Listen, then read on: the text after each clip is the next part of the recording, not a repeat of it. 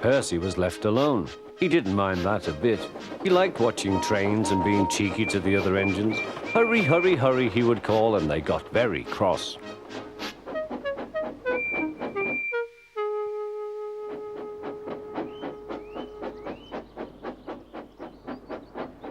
After a great deal of shunting, Percy was waiting for the signalman to set the point so that he could get back to the yard. He was eager to work, but was being rather careless and not paying attention. Edward had warned Percy, "Be careful on the main line. Whistle to the signalman you are there." But Percy didn't remember to whistle, so the busy signalman forgot him.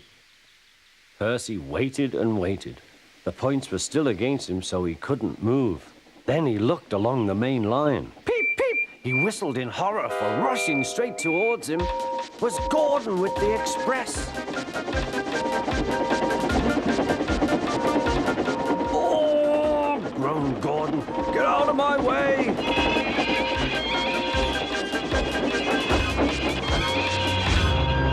Percy opened his eyes. Gordon had stopped with Percy's buffers a few inches from his own. But Percy had begun to move. "I won't stay here. I'll run away," he puffed.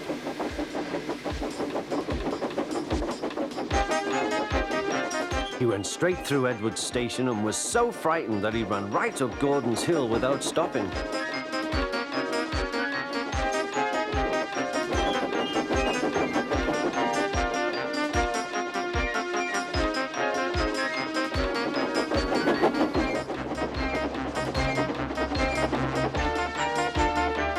After that, he was tired, but he couldn't stop. He had no driver to shut off steam and apply the brakes. "I want to stop, I want to stop," he puffed. The man in the signal box saw Percy was in trouble, so kindly set the points. Percy puffed wearily onto a nice empty siding, ending in a big bank of earth. He was too tired now to care where he went. "I want to stop. I want to stop. I have stopped," he puffed thankfully. "Never mind, Percy," said the workmen as they dug him out. "You shall have a drink and some coal, and then you'll feel better." Presently, Gordon arrived. "Well done, Percy. You started so quickly that you stopped a nasty accident." "I'm sorry I was cheeky," said Percy. "You were clever to stop." One day, after pulling the big express, Gordon had arrived back at the sidings very tired. He was just going to sleep when Thomas came up in his cheeky way. "Wake up, lazy bones, do some hard work for a change. You can't catch me." And off he ran, laughing.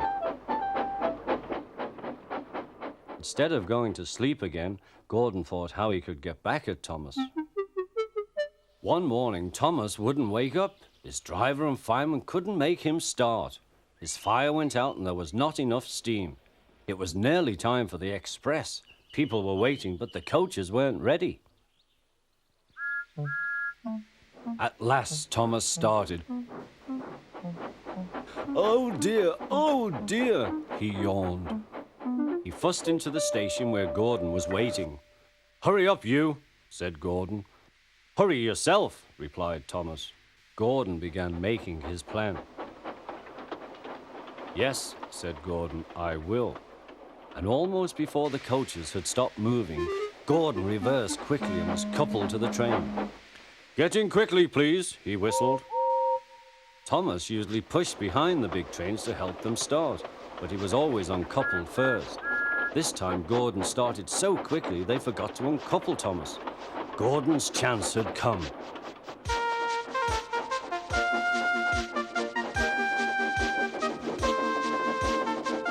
Come on, puffed Gordon to the coaches. The train went faster and faster, too fast for Thomas. He wanted to stop, but he couldn't. "Peep, peep, stop, stop!" "Hurry, hurry, hurry," laughed Gordon. You can't get away, laughed the coaches.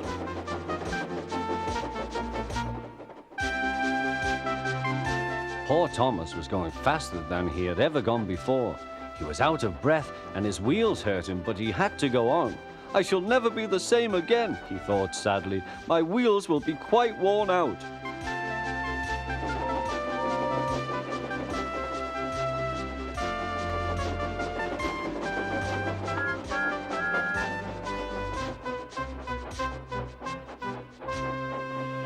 At last they stopped at a station.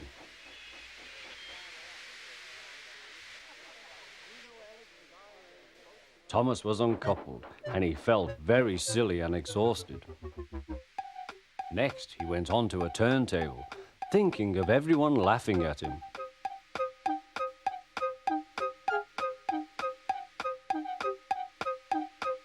And then he ran onto a siding out of the way. "Well, little Thomas," chuckled Gordon, "now you know what hard work means."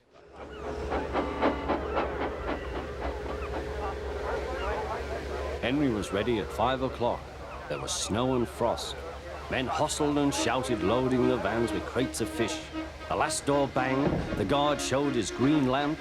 The flying kipper was ready to go.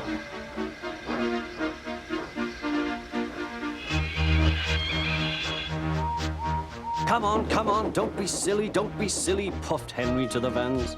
The vans shuddered and groaned, trock, trick, all right. That is better, puffed Henry.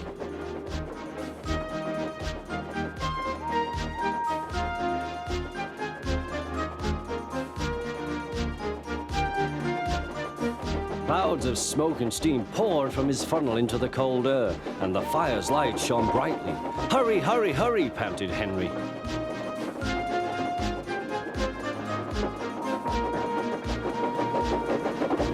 They were going well. The light grew better. Signal light shone green as they passed. Then a yellow signal appeared ahead. His driver prepared to stop, but the home signal was down. "All clear, Henry. Away we go." They couldn't know the points from the main line to a siding were frozen, and the home signal should have been set at danger, but snow had forced it down. A goods train was waiting in the siding to let the flying kipper pass, and the driver and fireman were drinking cocoa in the brake van. "The kipper is due," said the guard. "Who cares?" said the fireman. "This is good cocoa." The driver got up. "Come on, fireman, back to our engine." They got out just in time.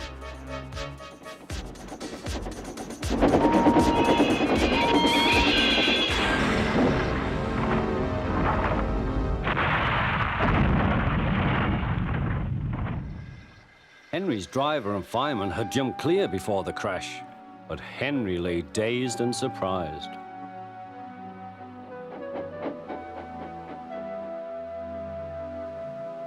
The Fat Controller came to see him. "The signal was down, sir," said Henry. "Cheer up, Henry, it wasn't your fault. Ice and snow caused the accident. I'm sending you to Crewe, a fine place for sick engines. They'll give you a new shape and a larger firebox. You'll feel a different engine and won't need special coal anymore. Won't that be nice?" "Yes, sir," said Henry doubtfully. "Wake up, Gordon," said his driver. "A special train's coming and we're to pull it." "Is it coaches or trucks?" "Trucks," said his driver. "Trucks," said Gordon. "Puh!"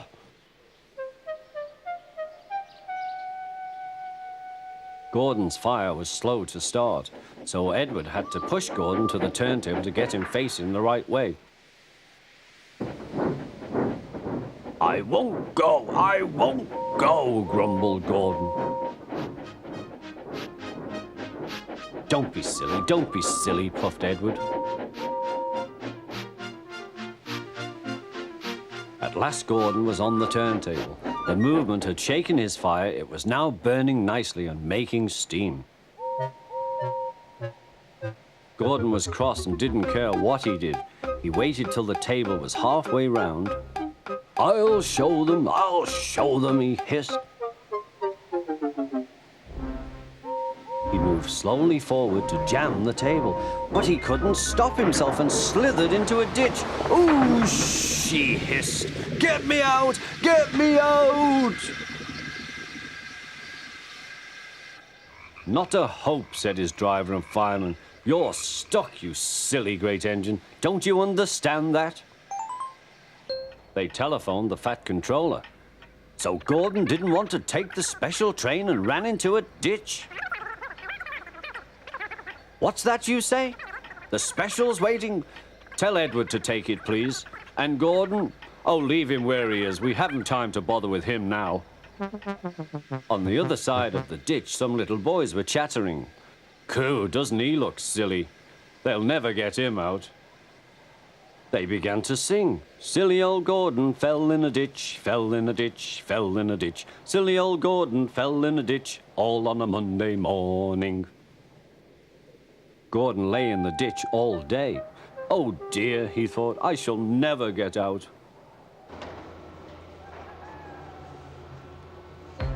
But that evening they lifted Gordon and made a road of sleepers under his wheels to keep him from the mud. Strong ropes were fastened to his back end, and James and Henry, pulling hard, managed to bring him to safety.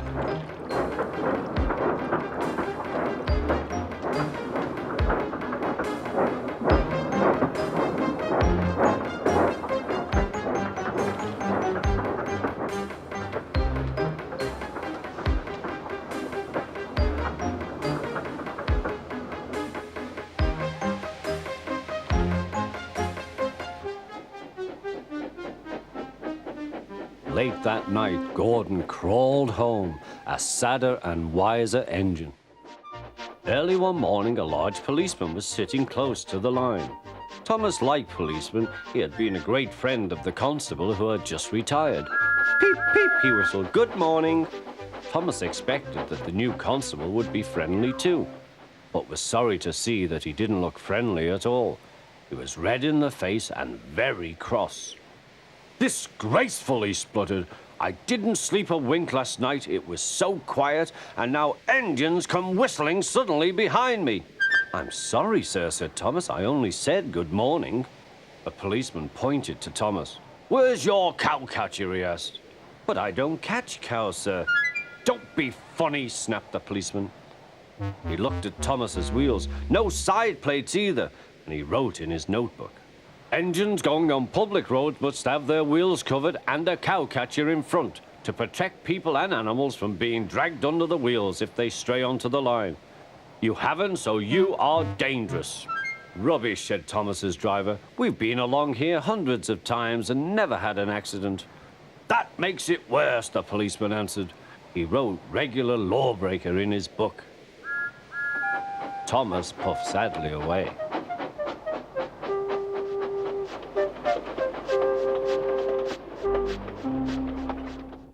The fat controller was having breakfast. He was eating toast and marmalade. The butler came in. Excuse me, sir, you are wanted on the telephone. Bother that telephone, said the fat controller. I'm sorry, my dear, he said to his wife. Thomas is in trouble with the police, and I must go at once. At the station, Thomas's driver told the fat controller what had happened. Dangerous to the public, indeed. We'll see about that. The fat controller spoke to the policeman. But however much he argued with him, it was no good. The law is the law, he said, and we can't change it. The fat controller felt exhausted. I'm sorry, driver, he said. It's no use arguing with policemen. We will have to make those cowcatcher things for Thomas, I suppose. A long stretch of line lay ahead. In the distance was a bridge. It seemed to Gordon that there was something on the bridge. His driver thought so too. Whoa, Gordon, he said and shut off steam. Oh, said Gordon, it's only a cow. Shoo! Shoo! He moved slowly onto the bridge, but the cow wouldn't shoo. She had lost her calf and felt lonely. Moo, she said sadly. Everyone tried to send her away, but she wouldn't go. Henry arrived.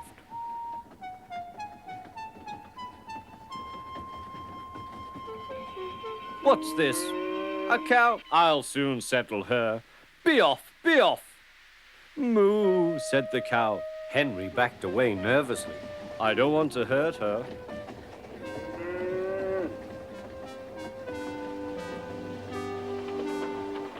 At the next station, Henry's guard told them about the cow and warned the signalman that the line was blocked.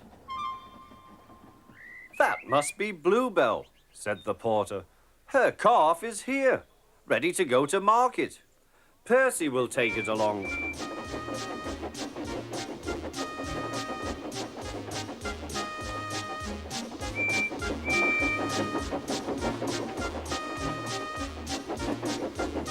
At the bridge, Bluebell was very pleased to see her calf again, and the porter led them away.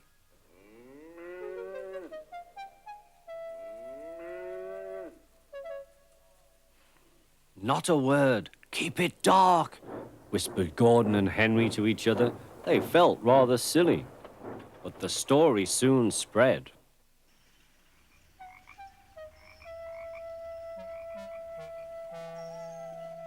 Well, well, well, chuckled Edward. 2 big engines afraid of a cow? Afraid? Rubbish, said Gordon. We didn't want the poor thing to hurt herself by running up against us. We stopped so as not to excite her. You see what I mean, my dear Edward? Yes, Gordon, said Edward. Gordon felt somehow that Edward saw only too well. The new engine arrived. What's your name? Asked the fat controller. Montague, sir, but I'm usually called Duck. They say I waddle. I don't really, sir, but I like Duck better than Montague. Good. Duck it shall be. Here, Percy, show Duck round. The 2 engines went off together. Soon they were very busy. James, Gordon and Henry watched Duck quietly doing his work. He seems a simple sort of engine. We'll have some fun and order him about.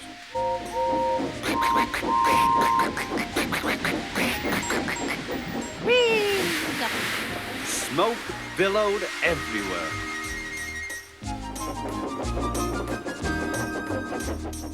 Percy was cross. Duck took no notice. They'll get tired of it soon. Do they tell you to do things, Percy? Yes, they do, answered Percy. Right, said Duck. We'll soon stop that nonsense. He whispered something. We'll do it later. The fat controller was looking forward to hot buttered toast for tea at home. Suddenly he heard an extraordinary noise. Whee!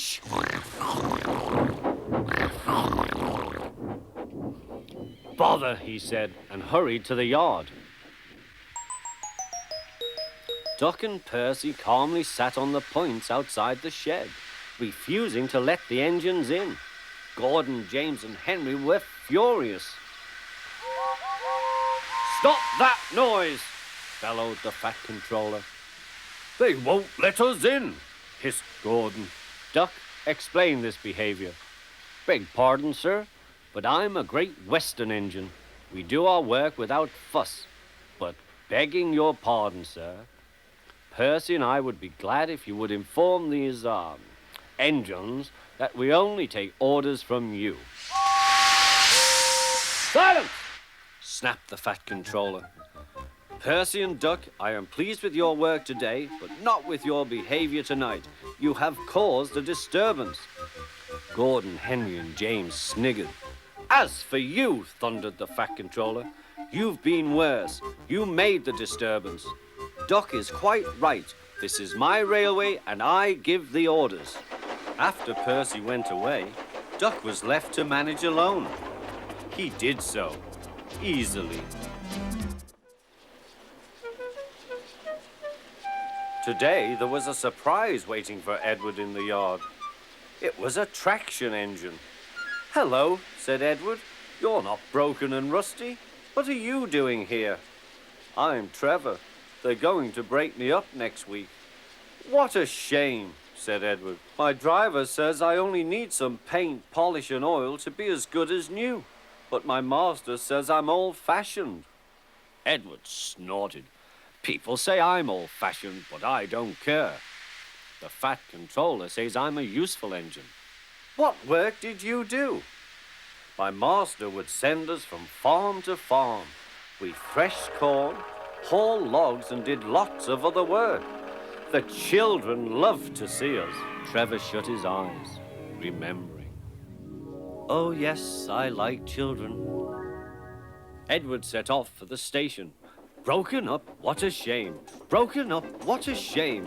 I must help Trevor, I must. He thought of all his friends who liked engines, but strangely none of them would have room for a traction engine at home. It's a shame, he hissed. Then, beep, beep. Why didn't I think of him before? There, on the platform, was the very person. Hello, Edward. You look upset. What's the matter, Charlie? He asked the driver. There's a traction engine in the scrapyard, Vicar. He'll be broken up next week. Jem Cole says he never drove a better engine. Do save him, sir. He saws wood and gives children rides. We'll see, replied the vicar. Jem Cole came on Saturday. The Reverend's coming to see you, Trevor. Maybe he'll buy you. Do you think he will? Asked Trevor hopefully. He will when I've lit your fire and cleaned you up. The vicar and his two boys arrived that evening. Trevor hadn't felt so happy for months. He chuffered about the yard. Show your paces, Trevor, said the vicar.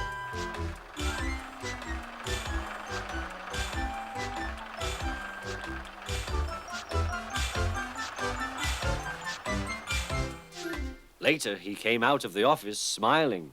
I've got him cheap, Jem, cheap. Do you hear that, Trevor? Cried Jem. The Reverend saved you and you live at the vicarage now. Peep, peep, whistled Trevor. Now Trevor's home is in the vicarage orchard, and he sees Edward every day.